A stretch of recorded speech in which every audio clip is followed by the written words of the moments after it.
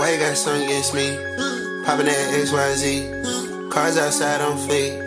Love when she act like free. Show a little something, get teased. Everybody just got low. Heard it's a whole lot of peace. Try to octane in the styrofoam. Keep the number at it's a two-tone. No talking G6, she wanna eat shit. She driving V6, I'm out in Venus. Yo, welcome back guys to another vlog with your boy Gusto here in beautiful Miami, Florida. Now, if this is your first time coming across the channel, firstly, welcome, because this is where I drop the most authentic, real, day-in-the-life vlogs, and really just me documenting my life as a 20-year-old who is literally printing money for the biggest creators selling digital products and info products all across the internet. Most people call it like a growth operator nowadays, but I really hate that term just because it is so overused and it just sounds like really corny to me. But in this vlog today, guys, we have a lot of cool shit planned. You might have seen in the thumbnail, title, description somewhere, but we are going to Puerto Rico. My brother is turning 18 years old. His name's actually Cash, spelled literally C-A-S-H, like the money, which is pretty sick. But we're going to a really, really sick resort. I think it's like 5 stars. And yeah, we have a fucking sick ass room too for the week. So we'll be showing you guys a little bit about that. On top of that, so if you guys have been pocket watching a little bit, you probably have seen my last video where we launched, and I literally documented this from A to Z on, we launched Camila Araujo's Becoming Her program. It was fucking insane. And I do apologize for some of the OGs who have been watching my channel for a little bit now. I do apologize for not posting, but I promise you it was well worth it to take that break off of the internet and just focus on my business. Like sometimes I feel like we're so attached to our phones and so attached to like the internet, you know, scrolling, whatever, that we just have to detach from this shit sometimes and just focus on your business, because I have my priorities straight. Like business is number one, health, relationships, and then content. So hope you guys understand, but we're gonna come back with some fucking bangers in 2026. My goal is to post every single week, or, you know, at least once or twice a month, to give you guys some fucking bangers. And if you haven't watched my channel yet, I'd recommend, I have some really sick ass videos, so go check those out. But I have a flight to catch very soon, so I'm gonna go to the gym, get a fucking sick ass pump, just feel better about myself. And then from there, we're gonna hit Puerto Rico up, see how it plays out there. And then we have a lot of work to do, guys. So if you guys are watching my videos to want to learn what I do, how I make money, and, you know, just learn from me on my business side, stay tuned towards the middle and the end of the video, because that's where we're going to get into a lot of that shit and show you guys, I mean, the life as a growth operator for Camila Araujo. So yeah, let's get into it, and I'm gonna hit the gym. I swear I have the most sleeper ass build. Like, yeah, I look like a little defined, and then bang. Yeah, it's just some random kid. Bang.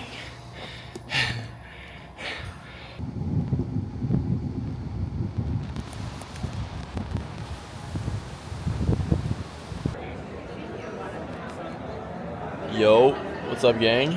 So we're officially on the way to Puerto Rico. I've been here a couple of times, but we're going to San Juan at this like really, really nice hotel. Gonna meet up the family, kind of just like escaping reality. Not just joking, I love my life, I love my reality.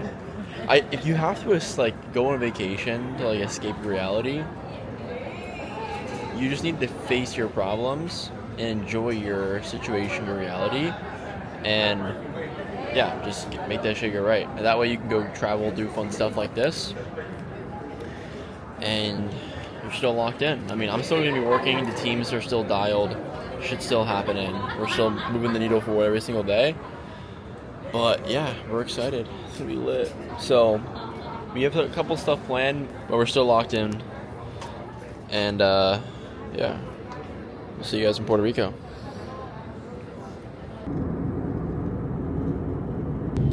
Alright, the captain said we're about to land. The water is actually so freaking blue. It's actually insane. Look at the waves crashing.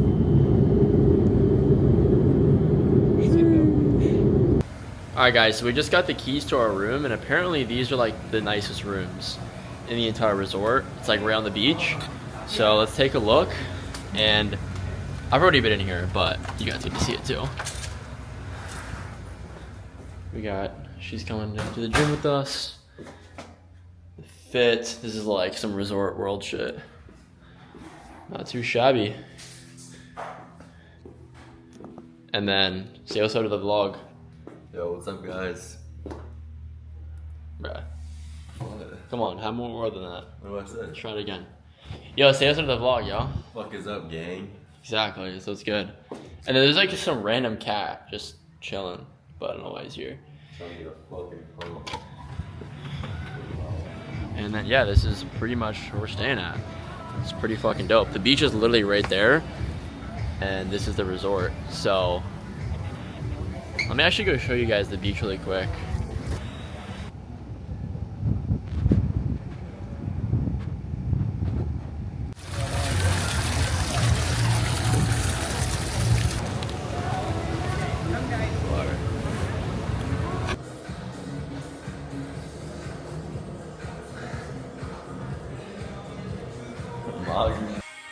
Alright, what's up, gang?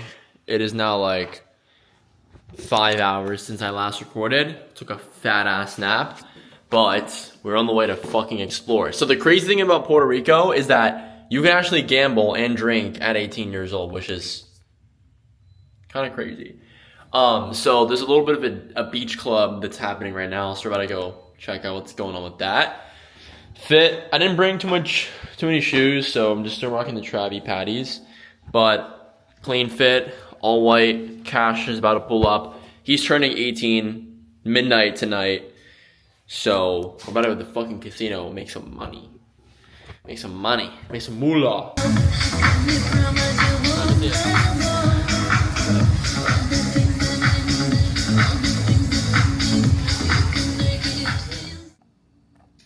Yo, what's up, guys? So we just got back from Puerto Rico, and to be honest, I didn't really film too much just because I was like hanging out with my family and like enjoying the time with my brother, but it was hella fun. I think I got a little bit of a tan, and I brought back a little bit of a souvenir as well. But yeah, we've just been working a lot. Like even on the trip, I was working hella, did a lot of cool shit.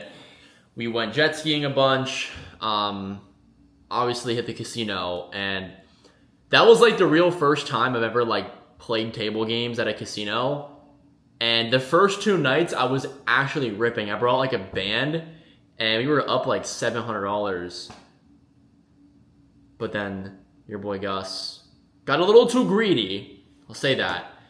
And I walked out with nothing, unfortunately. Also, about a week ago, me and Owen decided to pull up on Alex G to his crib. We were just scheming some like info stuff. Alex is a GOAT. If you don't know who he is, he was the one who was streaking the Super Bowl this year. Pretty legendary. And he's done it twice. He did it like 2 years ago. He couldn't do it the next year after that because he had like a ban from the Super Bowl. But he did it this year. And yeah, he's like the GOAT of info. He's done launches where he's made like $8 million in a fucking day, like retarded. But what I wanted to share with you guys is I posted a story. It was like sales and info questions, and I didn't want to post all like the responses and like me answering on my Instagram because I feel like I would lose aura, to be honest.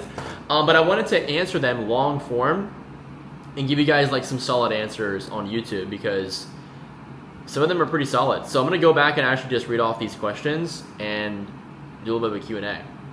So we have all these responses. I'm gonna go one by one and drop some sauce for you guys and do a little bit of a Q&A. So the first person, they said, how long have you been in sales? Well, technically like 5 years, but it's been different types of sales. Like my first ever like sales job or like was actually working for myself. I had like a car detailing company and I would literally go around my neighborhood in Maryland and like knock on people's doors in my neighborhood and see if they were, interested in getting their car detailed. And that was like my first experience. And then I got into setting. I was working with my mentor at the time, Jay, and then eventually got into like high ticket sales, started closing, and then worked my way up to like sales ops, sales manager, stuff like that. So next up is Jojo. Jojo says, what was the most amount of cash you collected in a day as a closer?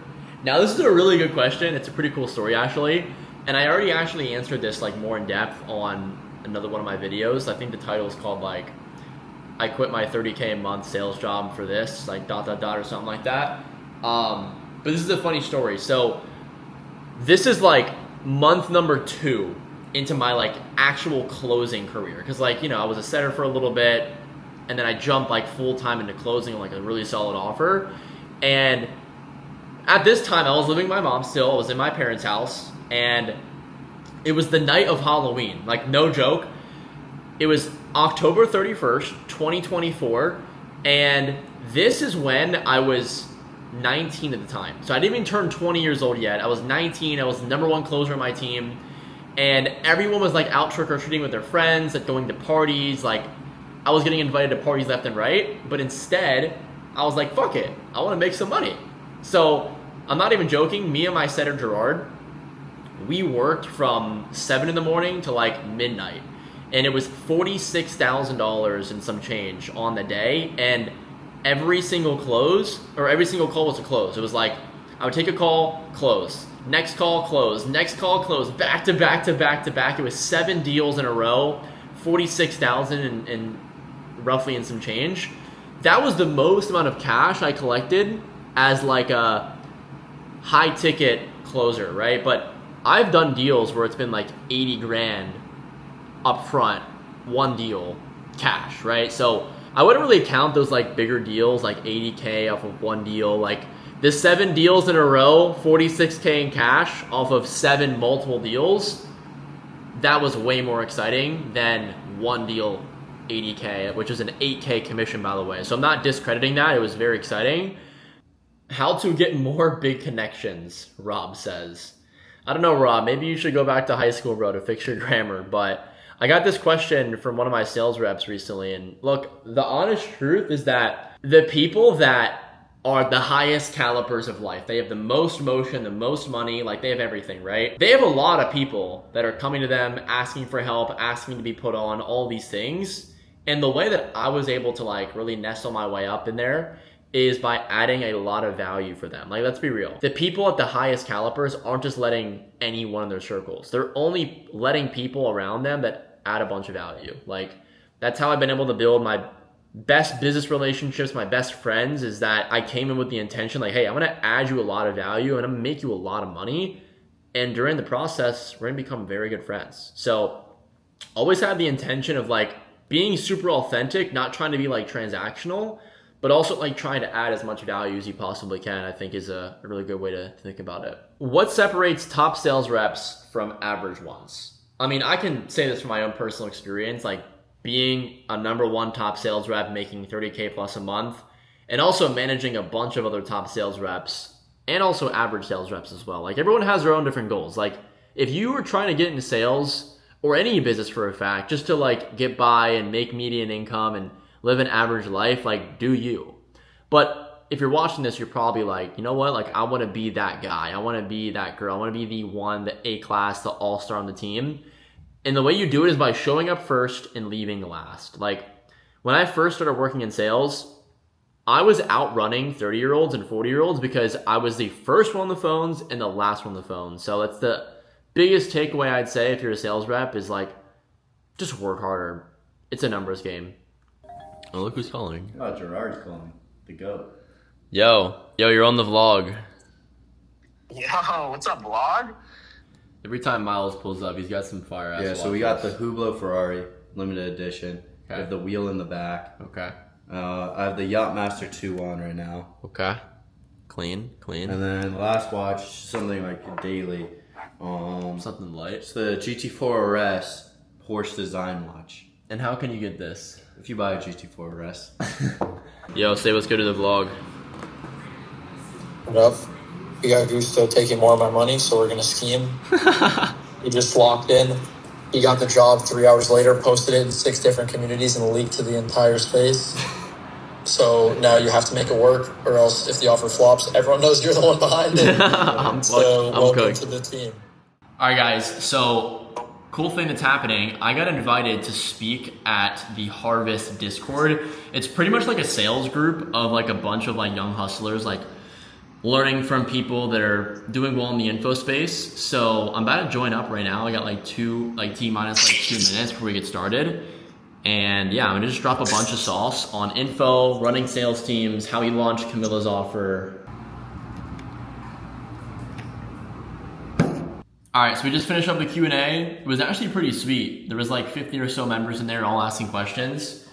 And yeah, now we are gonna be headed out to dinner with my girl, all of her friends, and some of my boys that came in from town from DC and Chicago. So we're going to Amazonico, I think that's what it's called. It's like a newer place here in Brickell. And then word on the street is that we might head over to the casino afterwards. So you know what that means. Let me get ready, put some music on. And this is honestly my favorite part of the night. Black t-shirt, black blazer, got the Rolex on, and then we're just wearing some casual pants.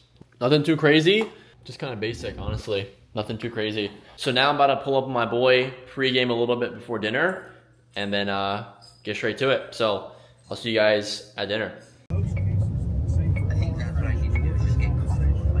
Moving to Miami was genuinely the best decision I possibly could have made as a 20-year-old.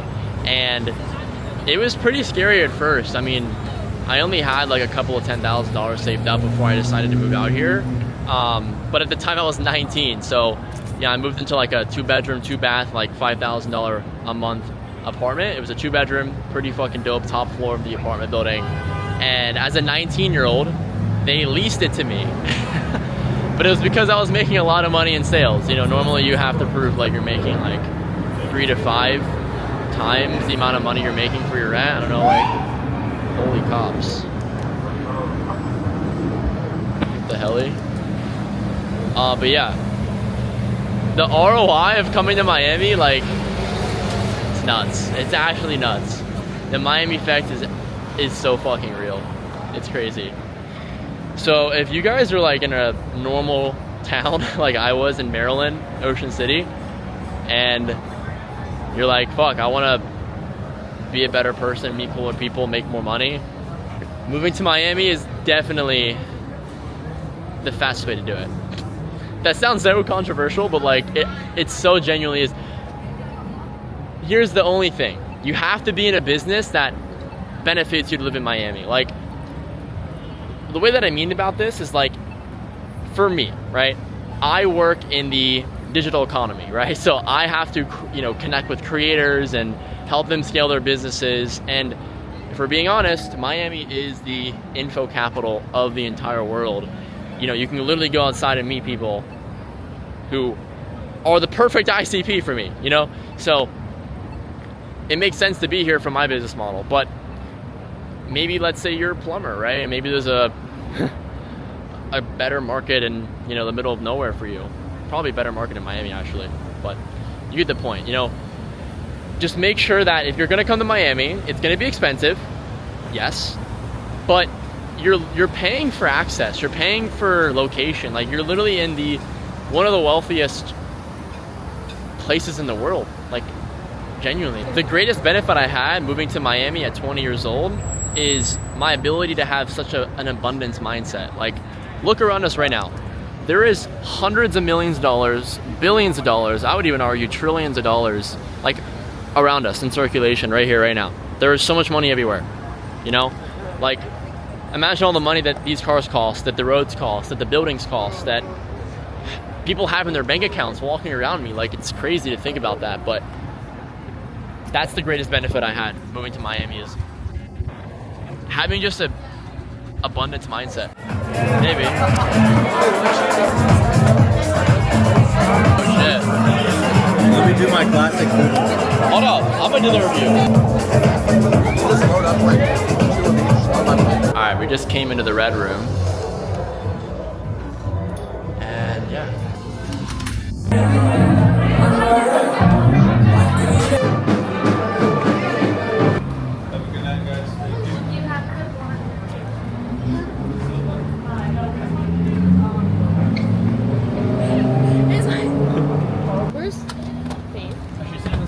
Big truck. You have to come now. Okay.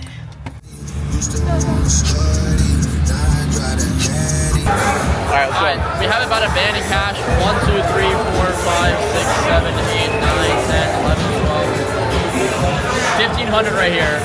We're gonna see what we can turn this into, and hopefully you see a big number after this.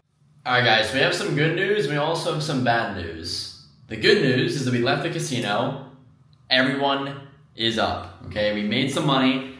The bad news is that we're back at the crib, and the fucking thing won't work.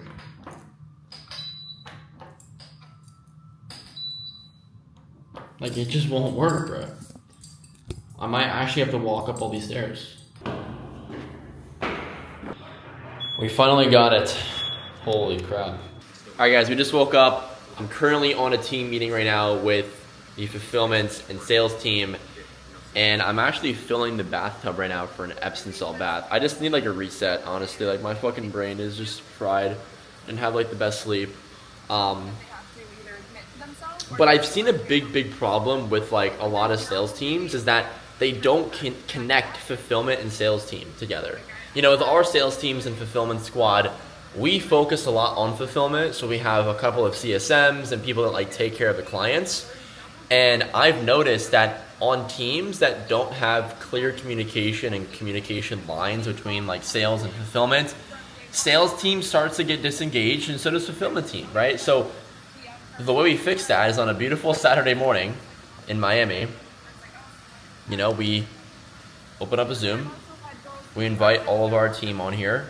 There's like 20 people in here. And then we just have a communication talk, you know, about like what's going on, how clients are getting results, all that stuff. But we have a really exciting day today. I'm actually headed to get a haircut in about like an hour.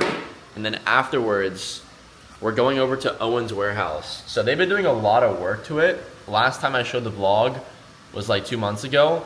But now there's like so much crazy shit in the warehouse. Like I'm gonna show you guys all of it.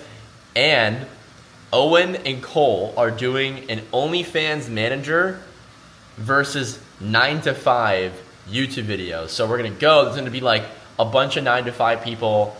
It's gonna be like a Q&A style, like just how Brez recently did like the business owner versus like college student one.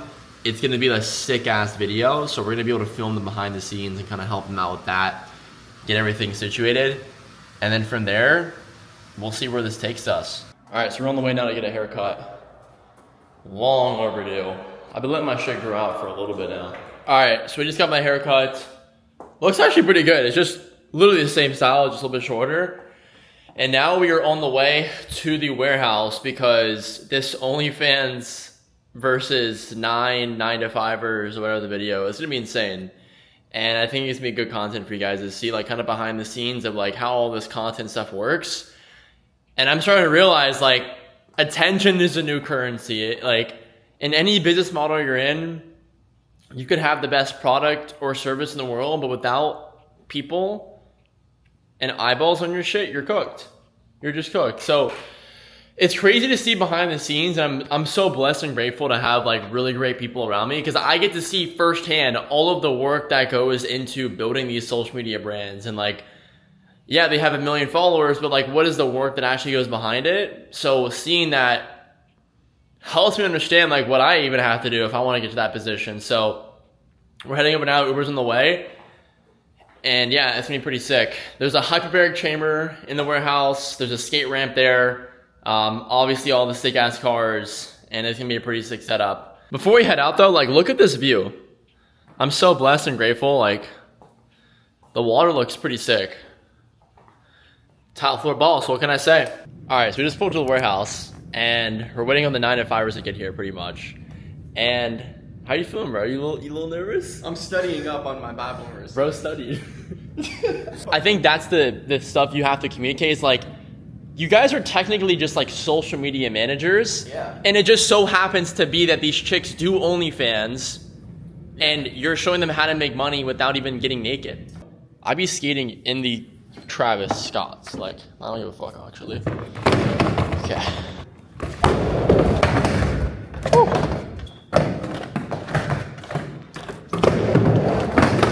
Alright, we just got it set up. angle there, angle here, and then all the broke motherfuckers in the back here. How y'all feeling feeling good? I literally don't even know. Like, I've been like debating back and forth myself in my head on like what I think they might say, so I could be ready. But it's You have to. It's just natural. yeah. Professional LARPer. You have to LARP until you are LARPed. Is the answer. That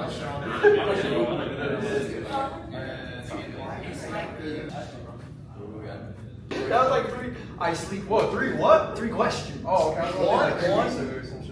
One is I sleep very well. Yeah. I have a temperature controlled mattress. No, I can make it hot and cold. I sleep like I have like a 95 sleep score every night. Oh yeah, because I can write a lot of stuff off. That Lambo behind me right there is a tax write-off. It's been used in paid advertisements for my own brand. It use it for videos all the time. I honestly don't even drive it too much other than to film. All right, you're halfway through. How are you feeling right now? I feel like we're doing pretty good. I think so too. I kind of wanted to. I feel like we gotta at least give everyone an opportunity to talk to both people. Me and Cole though. Yeah. Because I feel like some people I want to talk to that I didn't get the chance. Yeah.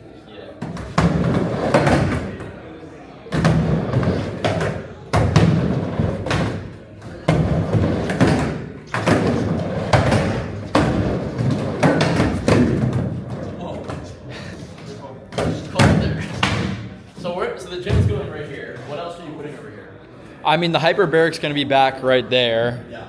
And then the gym's going to kind of extend over here because I'm going to do like dumbbell rack, squat, bench, and then I'll probably have some equipment that might come in around here. And then for the rest, I'm going to just make this a vibe. Like, I want to put like a fake tree and like vines and shit and just like bean bags, like just make it super black chill. ceiling looks way better now. Like, and I it has know. more contrast, I feel like. Don't like scoot in more. Yeah, you might have like overlapped. So I mean, people might get cut out and you want to come in.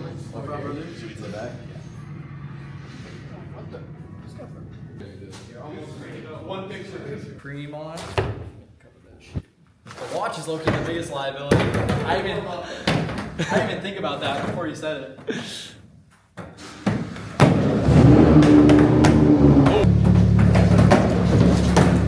Oh shit! I gotta land that. Alright guys, we just finished up with the work day.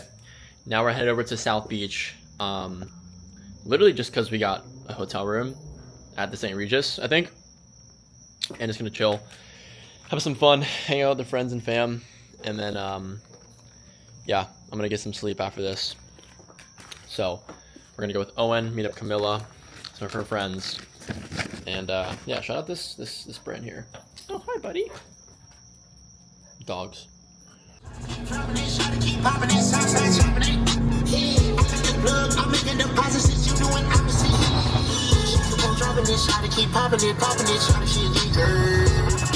We were just talking about, like, when you're rich, you gotta move different, and you have so many fucking more responsibilities, bro. Like, you have to be vigilant about everything, or else you're gonna get your shit finessed, literally. And everyone has like a cat, like what you're saying happened to that guy. Jordan Welch, yeah, you got robbed. Like, he's never gonna move the same.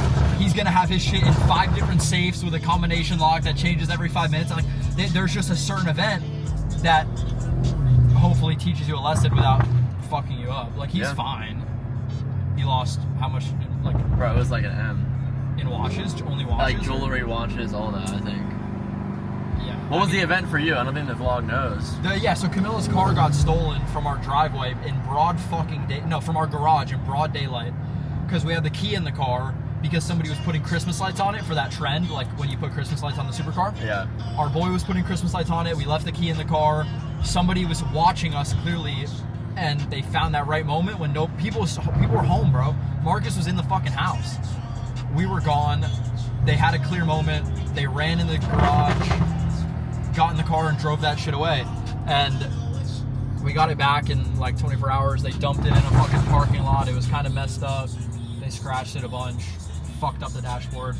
But we got that car back, and she doesn't care about it anymore because she like stopped valuing cars, because she was like, why would I put, like, damn, that really fucked me up to lose that. So I'm never gonna put that much like care into a car ever again, because that really fucked me up to lose that, or to think that I lost it, you know. And to me, it was like, I don't think I ever cared that much about a car in general. Like, she built that, and it was her dream car, and this and that. It was like, she like cared about that car more than I cared about my cars. Like, my cars are just achievements and like reminders of what I was able to do and turn my visions into reality. But it's like the way she like really was emotionally connected to that car was super sad to see.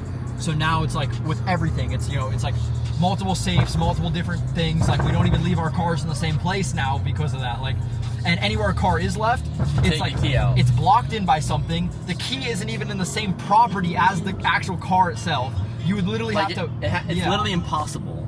It's like, and I realized that it was like you basically just have to make it as hard as humanly possible for somebody to fuck with you, like to rob me. It's like, don't make it easy. I was in an unfortunate spot where my judgment was lapsed, and I made it easy for somebody because the key was in there because somebody was working on it. The key didn't need to still be in there, but I left it in there because why am I thinking something's gonna happen? Yeah. You know? So, you know, no fucking living on main roads, only gated communities, only hidden spots to keep the cars. What are some lessons for someone, like, let's say they just fucking got $100 million in their bank account off of I a mean, crypto bomb? even less, bro. Even if you made your first 100K and you have a nice car, like, or you have a nice watch, like, don't make it easy. I know motherfuckers, not naming names, but I know motherfuckers who are still leaving their watches on their fucking bedside table or their closet on a little shelf. Like, I don't give a fuck where you live. I don't give a fuck. Like, put that shit in a safe, and the safe has to be bolted to the ground. Like, you can't just have a fucking safe box that's like this that somebody can pick up. Like, you have to have a safe bolted to the ground. The safe also should be hidden. There should also be a secondary safe that's not hidden that somebody can find and spend their time trying to get into. Like, and it seems crazy, but like, you know, just don't make it easy. Don't make it easy, even if somebody, Bro, this is the shit that you would never even know, bro. Like, even like today, we had people coming into our space. What did we do? We had security guard. We had security. They got patted down. Everyone. You patted them down? Yeah, he patted them down. I didn't get patted down. No, well, you were there before it was him. Yeah. But just don't make it easy, bro. Don't make it easy for motherfuckers to be motherfuckers. Bro, that's security systems, cameras in every room in our house. Bro, I got a camera in my bedroom, dog. The fuck? That's jokes, bro. It's so weird being at a hotel in Miami. Bro, you live in Miami. Yeah. What are we doing? Are we dead ass? Yo, what the fuck? Look at this thing.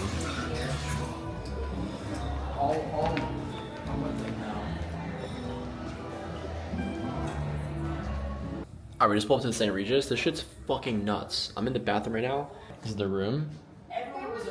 Alright guys, just finished up at the St. Regis. We're gonna come back tomorrow for the little beach day with Owen and Camilla. It'll be pretty sick. Just a nice little chill, like, work day at the beach. Actually, the cars are parked out right outside front here. But yeah, I'm gonna end the vlog here, guys. I hope you guys enjoyed. This has been a really fun time just showing you guys, you know, raw, authentic Gusto. And if you guys fuck with the content, drop a like, drop a comment, and make sure to subscribe. I promise this year I will be going crazy with all the YouTube content, so just stay tuned. And if you guys haven't followed my Instagram yet, it is at gus.nagel. I'll drop it right here and also in the description for you guys if you want to follow my day-to-day life. But yeah, guys, that's it. If you guys watched the end of the vlog, drop a comment below, and I'll heart. I'll love it, just so you know I'm watching. Peace out, guys.